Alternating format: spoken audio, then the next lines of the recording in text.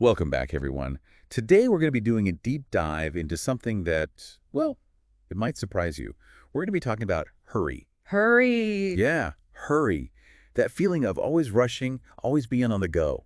We're going to explore how it impacts our lives. Especially our spiritual lives. Exactly. And our guide for this journey is John Mark Comer's book, The Ruthless Elimination of Hurry, Powerful title. isn't it? We're going to be focusing mainly on the foreword by John Ortberg in the first chapter. Okay. And the premise of this book, it's really intriguing. I mean, could hurry really be the biggest obstacle to a deeper spiritual life? It's a question worth asking, for sure. In our world, it just feels like everyone's rushing around, trying to do more, be more, all the time. Right. And Comer starts off the book with this story about John Ortberg. He was a successful pastor, but he felt totally overwhelmed. I can relate to that. So he goes to Dallas Willard, who is like this wise sage of spiritual guidance, Oh, yeah, I know Dallas Willard.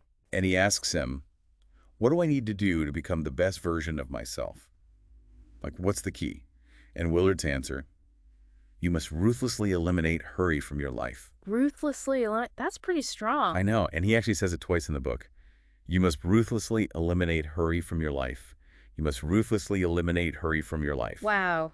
That repetition, it really emphasizes the point, doesn't it? Like, hurry is the root cause of so many problems. Exactly. It's not just about slowing down a little. It's about really confronting this deep-seated habit of hurry that we've all developed. Makes you think, huh? It really does. I mean, I would have expected him to say something about prayer or Bible study, but no, it's about slowing down. It's funny, isn't it, how we almost celebrate being busy these days? It's true. It's like a badge of honor. You ask someone how they're doing, and they say, oh, I'm good, just busy. As if being busy is a sign of success or importance. Right. But what if it's actually holding us back? Not just in our personal lives, but in our spiritual lives as well. Well, that's exactly what Comer and Michael Zigarelli are saying. Zigarelli. Yeah, he's a researcher who's done a ton of work on the obstacles to spiritual growth, and he found a direct link between being busy and experiencing spiritual decline. Interesting. So there's actual data to back this up. Oh, yeah. And his research wasn't just a small sample size either. It was a huge study involving Christians from all over the world. Wow. So it's not just anecdotal, it's a real phenomenon. Definitely. We've created this culture of busyness that's so pervasive we don't even question it anymore. But it's taking a toll on our spiritual lives. It's like we're on this hamster wheel, running and running, but not actually getting anywhere. And the faster we go, the more disconnected we become from ourselves, from others, and from God. Which brings us back to that story about Ortberg and Willard. If we're constantly rushing, we don't have the space to even notice God, let alone connect with him. Right. It's like we're trying to have a conversation with someone while we're running a marathon. It's just not going to be a very deep or meaningful conversation. And Comer actually quotes Ronald Rolheiser in the book, who calls this state of constant distraction spiritual oblivion. It's like we're sleepwalking through life, missing all the beauty and wonder that's right in front of us. Powerful image. It's like we're so caught up in the doing, we've forgotten about simply being. Okay, so we've established that being busy can hurt our relationship with God. But what about our other relationships? Our families, our friends? Well, think about it. When you're in a hurry, are you really present with the people you love? Are you able to listen attentively, to empathize, to offer your full presence? Probably not. I know I've been guilty of being short with my family when I'm feeling rushed. We all have. Hurry just doesn't create the space for genuine connection. It's like we're trying to fit a square peg into a round hole. Hurry and love, they just don't mix. And that makes sense from a theological perspective, too. I mean, love is at the heart of so many spiritual traditions, but love requires time. It requires presence. You can't rush love. And it's not just love. Think about joy and peace. Those are qualities that blossom when we slow down, when we're present, when we're connected. And hurry is the enemy of all of that. And there's this quote from Kosi Koyama that Comer uses in the book that I just love. Koyama says, God walks slowly because God is love. That's beautiful. Isn't it? Our culture sees slowness as a weakness, but maybe it's actually a strength, a reflection of love itself. It's a radical idea, isn't it? That slowing down could actually be the key to a more loving, more joyful, more peaceful life. Right. And we often talk about walking with God, but if God moves slowly because of love, maybe that means our walk with God should be unhurried too. A pace where we can actually savor the journey and the relationship. It makes you wonder, doesn't it? What would happen if we all slowed down a little? If we stopped trying to cram so much into every day? If we created more space for silence, for solitude, for connection, for love. What would our lives look like? What would our world look like? I think it would be a much more beautiful place. We do. And maybe, just maybe, that's the key to unlocking the spiritual depth that we're all longing for. So if hurry is like this thief stealing our peace and our joy, our connection with God, how do we fight back? I mean, we can't just, like, wish away all the demands of modern life. Right. It's not about escaping the world. It's about changing our relationship with it. Okay, I'm listening. Comer talks about this idea of a rule of life. A rule of life. Sounds kind of strict. Yeah, I know the name might sound a bit intimidating, but it's not about a bunch of rigid rules. It's more like a framework, a set of rhythms and practices that help us live more intentionally, less reactively. So kind of like a personalized roadmap for a less hurried life. Exactly. And it looks different for everyone. But the main idea is to be intentional about how you structure your days and your weeks. So for some people, that might mean setting some really clear boundaries around work. Oh, yeah. Work-life balance. That's a big one. Huge. Or it might mean being more disciplined about technology. Ooh, that's a tough one. It is for most of us. But it could be as simple as setting specific times to check your email or social media, or creating some tech-free zones in your home.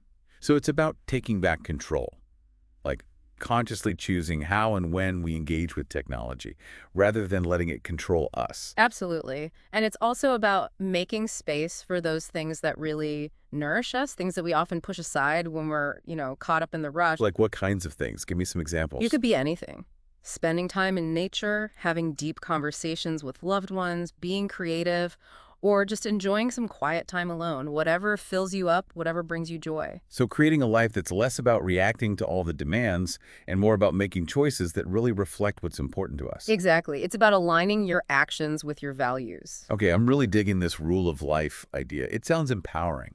It is empowering, and Comer also talks about incorporating spiritual practices, sometimes called disciplines, into this rule of life. Okay, spiritual disciplines. Now that sounds a little intense. I know the word discipline might sound a bit intimidating, but these practices are really just about cultivating a deeper connection with yourself, with others, with something bigger than yourself, however you define that. Got it. So less drill sergeant, more inner peace guide. Exactly. But what kinds of practices are we talking about here? Give me the rundown. Well, Comer highlights several key practices: silence and solitude, Sabbath, simplicity, and slowing. Okay, let's unpack those a bit. Silence and solitude. Those sound pretty challenging in our world of constant noise and distraction. They are, but they're also incredibly powerful. Silence is about creating space to listen to the whispers of your own heart, to that still small voice inside that often gets drowned out by all the noise of the world. I can see how that would be valuable, Yeah. but also kind of scary. What if I don't like what I hear? That's a valid fear, but it's also part of the journey. Silence invites us to face ourselves, to be honest about what's going on inside. And sometimes that can be uncomfortable, but it can also be incredibly liberating. Okay, and what about solitude? How is that different from silence? Solitude is about intentionally choosing to be alone, like stepping away from all the stimulation and the demands of the external world, creating space for reflection, for contemplation, for just being present with yourself. So no phones, no distractions, just me, myself, and silence. You got it.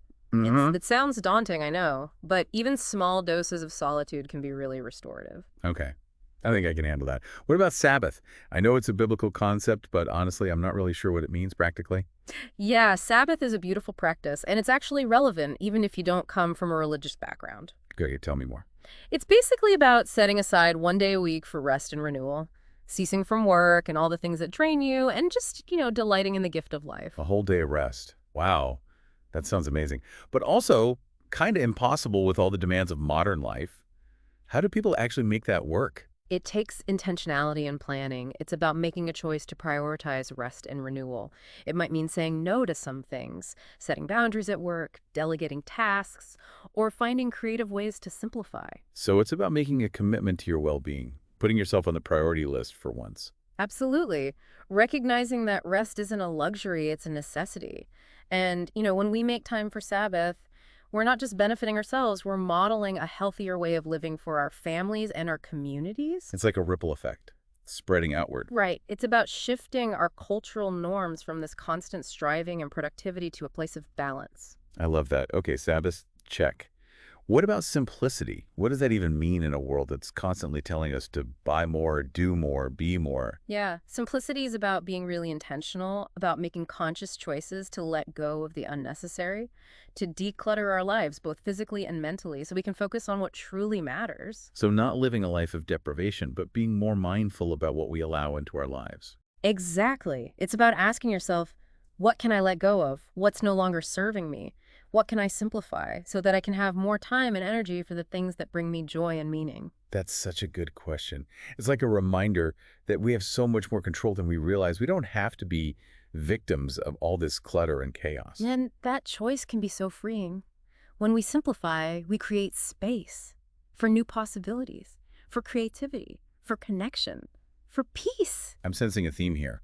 All of these practices, silence and solitude, Sabbath, simplicity, they're all about creating space, slowing down, being more intentional. It's like they're all pieces of the same puzzle. You're exactly right. They're all interconnected, different facets of this journey toward unhurrying our lives. And that brings us to the last practice you mentioned, slowing. Okay, what does that even look like in practice?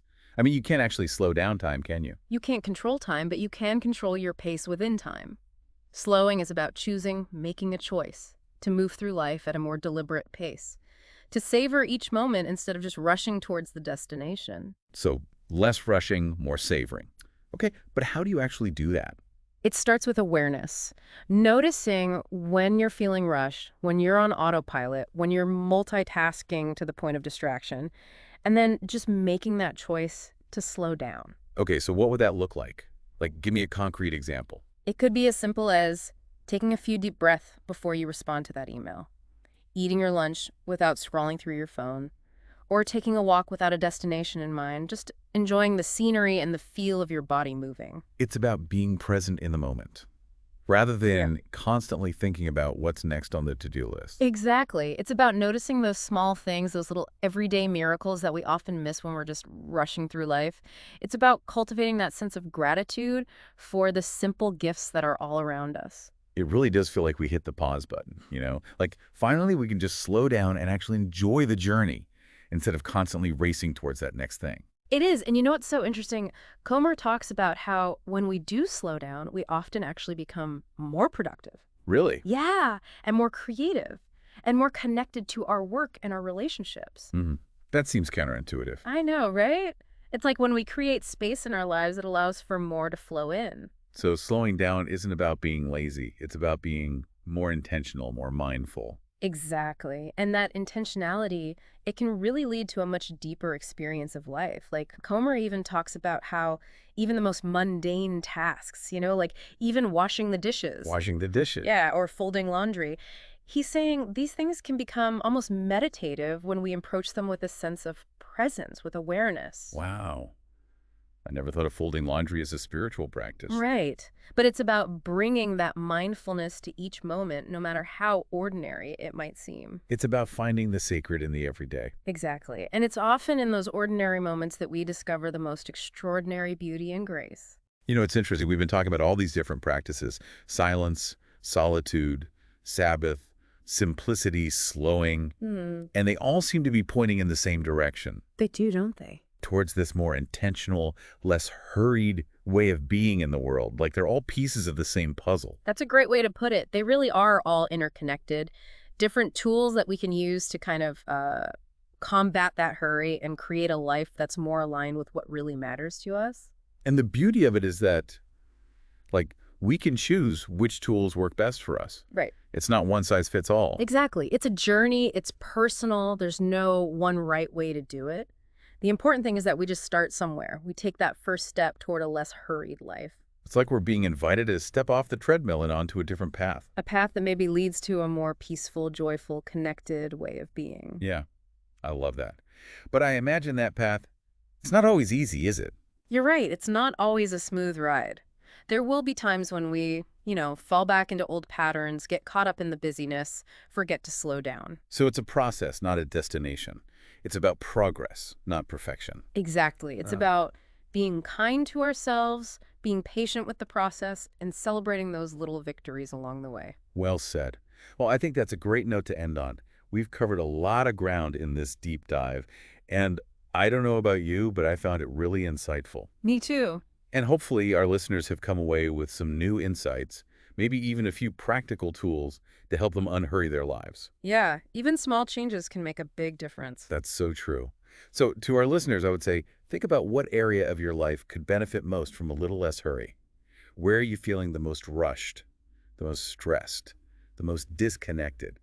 And once you identify that area, you can start to explore ways to slow down, to simplify, and to create more space for the things that truly matter. Great advice. And we'll be back in a future episode to dive even deeper into those practical strategies for creating a less hurried life. So until then, thanks for joining us on this deep dive into the ruthless elimination of hurry.